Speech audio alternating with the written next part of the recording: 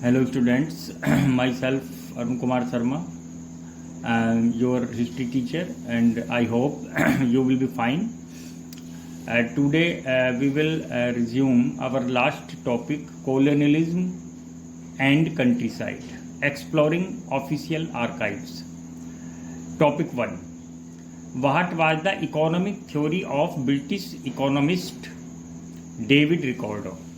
David Ricardo की आर्थिक जो उनकी नीतियां थी या सिद्धांत थे वो क्या थे? And it's a long question. According to the Ricardian ideas, a land owner should have a claim only to average rent that prevailed at a given time. यानी इसके अनुसार एक लैंड ओनर को क्लेम करना चाहिए केवल एवरेज रेंट पर, औसत किराया जो कि उस समय उपस्थित हो या विद्यमान हो. Second, when the land yielded more than this average rent, the land owner had a surplus that state needed to tax. अगर लैंड जमीन पर खेती में अधिक प्रोडक्शन हुआ है एवरेज रेंट से भी ज़्यादा, तो लैंड ओनर को जो भी सरप्लस प्रोडक्शन है उस पर स्टेट को टैक्स देना चाहिए. If tax not levied, cultivators were likely to turn into रेंटियर्स.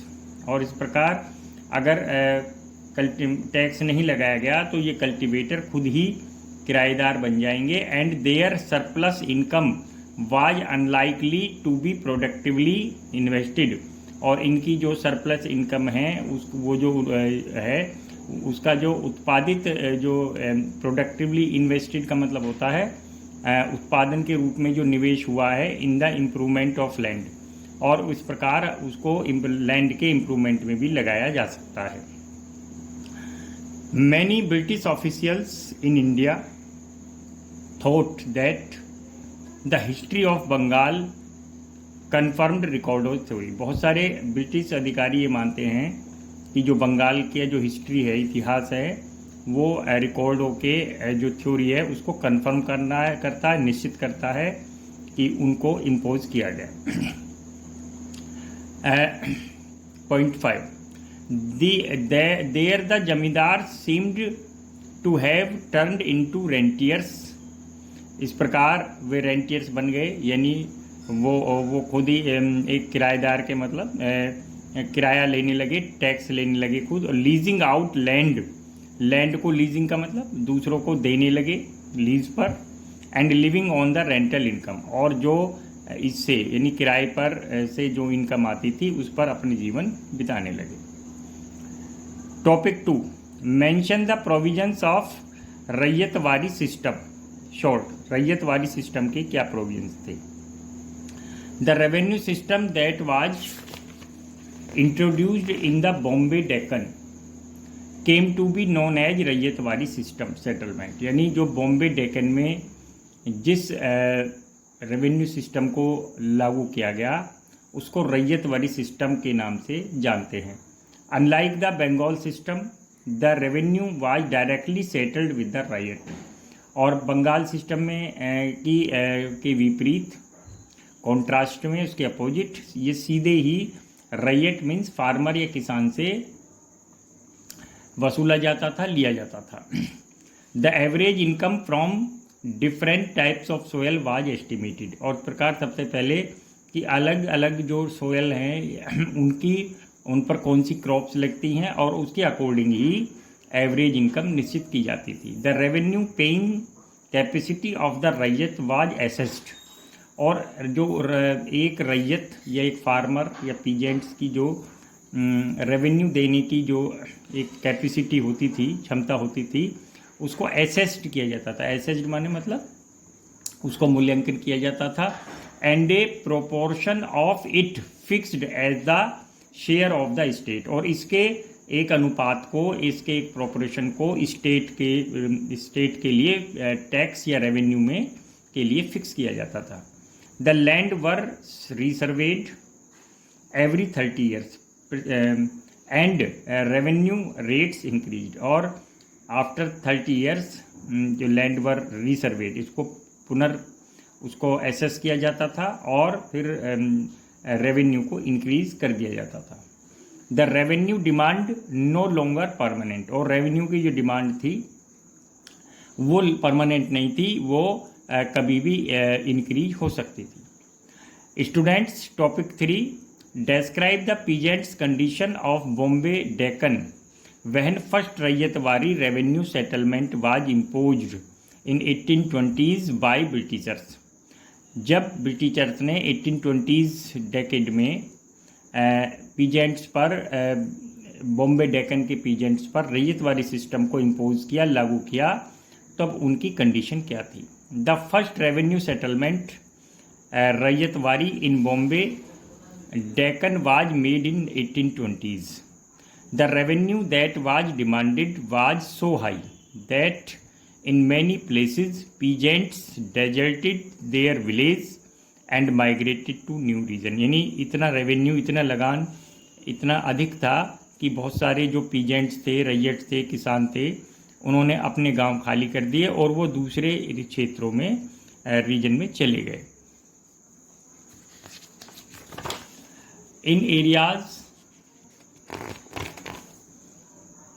In areas of poor soil and fluctuating rainfall, the problem was particularly acute. और एक प्रॉब्लम ये थी कि सोयल जो वो बेस्ट क्वालिटी की नहीं थी, पुअर क्वालिटी की सोयल थी, and fluctuating rainfall means rainfall यानी बारिश में भी उतार चढ़ाव आता रहता था, कभी अधिक होती थी और कभी कम।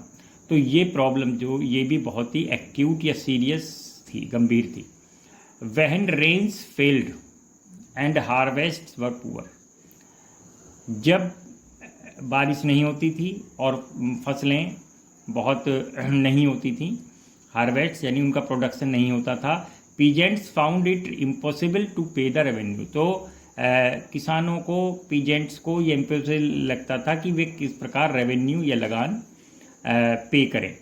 However the collectors in charge of revenue collection were keen on demonstrating their efficiency and pleasing their superiors. लेकिन जो कलेक्टर्स थे, इंचार्ज थे, जिनका वर्क था रेवेन्यू कलेक्शन, वो इस बात के को प्रदर्शित करते थे। डेमोन्स्ट्रेटिंग मीन्स प्रदर्शित करते थे देयर एफिशिएंसी, एफिशिएंसी माने कैपेसिटी, क्षमता, एंड प्लीजिंग देयर सुपीरियर्स, और वो सुपीरियर्स को, अपने जो उच्चाधिकारी थे, हाई ऑफिशियल्स को, उनको खुश करने के लिए फोर्सेबली रेवेन्यू कलेक्शन करते थे। So they went about extracting payment with utmost severity, इसलिए वे एक्सट्रैक्टिंग माने वसूल करते थे पेमेंट को, धन को, अटमोस्ट मीन्स बहुत अधिक, सिवियरिटी क्रूअल्टी, क्रूरता के साथ, व्हेन समवन फेल टू पे, अगर कोई देने में किसान असफल रहता था तो उसको उसके साथ ब्रुटलिटी करते थे, मारते पीटते थे और उसकी ज़मीन भी छीन लेते थे। His crops were seized and fine was imposed on the whole village, उनकी जो क्रॉप्स थी उसको सीज कर दिया जाता था, यानी कि इसका मतलब वो कब्जा कर लेते थे और उनके और उस पूरे गांव पर ही फाइन लगा दिया जाता था, जिससे वो किसान या कि वो रैयत रिलेटेड होता था। Students, our next topic 4, mention the condition of peasants of Bombay Deccan during the years of 1830। 1830 का जो डेकेड था उसमें जो कंडीशन थी पीजेंट्स की, किसानों की, उसके बारे में आप डिस्क्राइब करें। By the 1830s the problem became more severe, prices of agriculture products fail sharply after 1832। 1830s में प्रॉब्लम बहुत ज़्यादा सिवियर यानी कठोर हो गई थी। Prices of agriculture products fail, यानी जो कृषि उत्पादन थे उनकी कीमतें कमी हो गई, और सबसे अधिक तो 1832 AD के बाद। And did not recover for ever A decade and A half, और लगभग एक डेकेड एंड हाफ मतलब 15 ईयर्स तक ये रिकवर नहीं हो पाए। एग्रीकल्चर प्रोड्यूस के जो प्राइस है वो लगातार डिक्रीज होती गई। This meant A further decline in the peasants income, और इसका मीन्स ये हुआ कि पीजेंट्स की इनकम में फिर एक बार बहुत कमी आई। At the same time the countryside was devastated by a famine, और उसी समय एक विनाशकारी घटना हुई, और वो घटना थी ऑकरिंग ऑफ ए फेमाइन, यानी अकाल, यानी lack of food and water. Famine कम हो गई, अकाल पड़ गया। That struck in the years of 1832 to 1834 AD के बीच में ये सिवियर फेमाइन आया बॉम्बे डेकन में। 1/3 of the cattle of the Deccan were killed and half of the human population died, यानी लगभग 1/3 तो एनिमल्स डाइड हो गए, और साथ में इस रीजन की जो जितनी भी पॉपुलेशन थी, ह्यूमन पॉपुलेशन, उनका हाफ पार्ट भी डाइड हो गया, उनकी डेथ हो गई। Those who survived had no agriculture stocks to see them through a crisis, unpaid balance of revenue mounted. Those who survived had no agriculture stocks, और जो लोग जो जीवित थे एग्रीकल्चर स्टॉक से यानी इकट्ठा करने के लिए, अब उनके पास कोई भी एग्रीकल्चर स्टॉक नहीं बचा, और इस प्रकार वे एक संकट में थ्रू इस संकट उनके पर आ गया। Unpaid balance of revenue mounted, और उनके ऊपर जो अनपेड बैलेंस था, जो रेवेन्यू उन्होंने नहीं चुकाया था, वो लगातार इंक्रीज होता गया। Students, now topic 5, question 5, how did cultivators live through such years? How did they pay the revenue, procure their consumption needs, purchase their plough and cattle, और गेट देयर चिल्ड्रन मैरिड? किस प्रकार cultivators इतने year कैसे रहे, और उन्होंने revenue कैसे पे किया, उन्होंने अपनी कंजप्शन नीड्स यानी फूड नीड्स को कैसे कंप्लीट किया, उन्होंने कैसे अपने प्लो यानी हल और पशुओं को खरीदा, और उन्होंने कैसे अपने बच्चों की शादी की। इनएविटेबली, अनिवार्य रूप से, they borrowed revenue could rarely be paid without a loan, यानी यह अनिवार्य था कि जब भी उनको रेवेन्यू या लगान देना होता था, राजस्व देना होता था, उनको लोन या ऋण या कर्ज लेना पड़ता था। Was taken from money lender, और वो भी मनी लेंडर महाजन से बहुत हाई रेट ऑफ इंटरेस्ट पर। But once a loan was taken, लेकिन एक बार अगर लोन ले लिया, the ryot found it difficult to pay it back. किसी भी रैयत या फार्मर पीजेंट्स के लिए बड़ा मुश्किल था कि इसको वापस करना। एज डेप्ट माउंटेड, जैसे ये डेप्ट कर्ज इंक्रीज होता जाता, एंड लोन्स रिमेन्ड अनपेड, और उसको वे पेड नहीं कर पाते।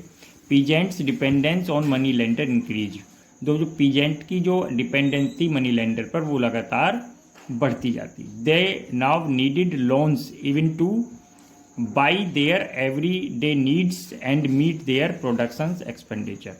इस प्रकार अब ये हालत ये थी कि उनको अपनी एवरीडे नीड्स के लिए भी लोन लेना पड़ता, and meet their production expenditure, और जो भी वो अपनी प्रोडक्शन एक्सपेंडिचर यानी उत्पादन करना चाहते थे, उसके लिए भी हर चीज़ के लिए for every items way loan लेते मनी लेंडर से।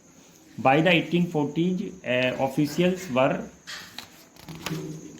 फाइंडिंग एविडेंस, ऑफिशियल्स को ऐसे एविडेंस मिले of alarming levels of peasants indebtedness everywhere. उन्होंने देखा कि जो पीजेंट्स का जो कर्ज का जो जाल है वो अलार्मिंग लेवल यानी बहुत अधिक बढ़ चुका है, और एक खतरे की घंटी बन चुका है।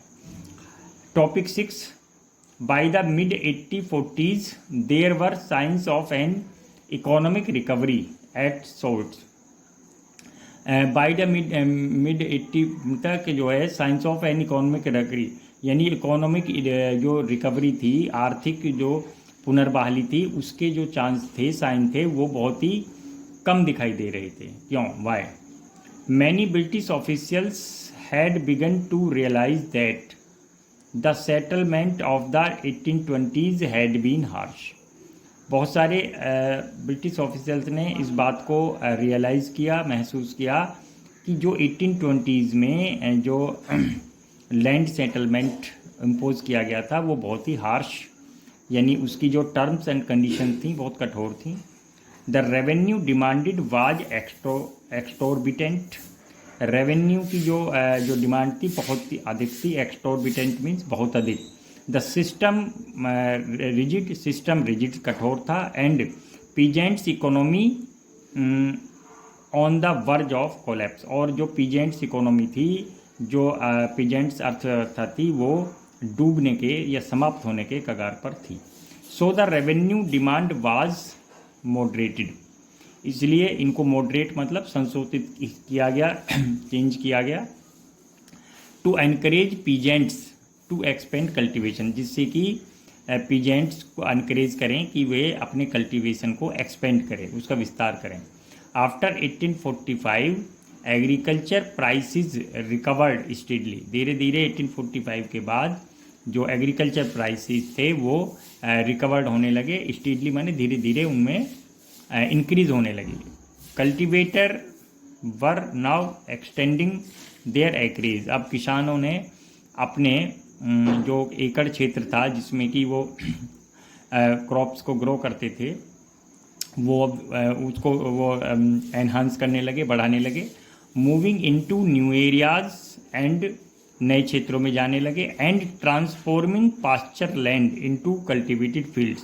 और कई बार उन्होंने अपने पास्चर लैंड यानी चरागाह भूमि, ग्रेजिंग लैंड को भी कल्टिवेटेड फील्ड्स में चेंज कर दिया। But to extended cultivation peasants needed more plough and cattle. लेकिन इस एक्सटेंडेड कल्टीवेशन के लिए उनको अधिक प्लोज की और कैटल यानी हल और पशुओं की ज़रूरत थी। They needed money. उनको मनी की नीड होती थी।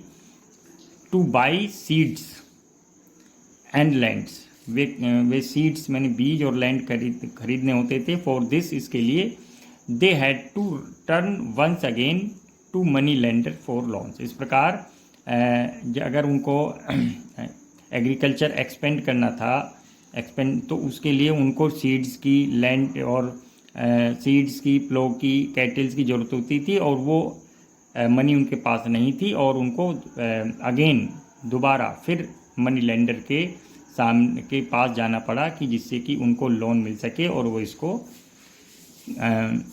खरीद सकें और अपनी क्रॉप्स का एक्सपेंडिचर कर सकें। Students, right all these questions in your notebook. Thank you very much.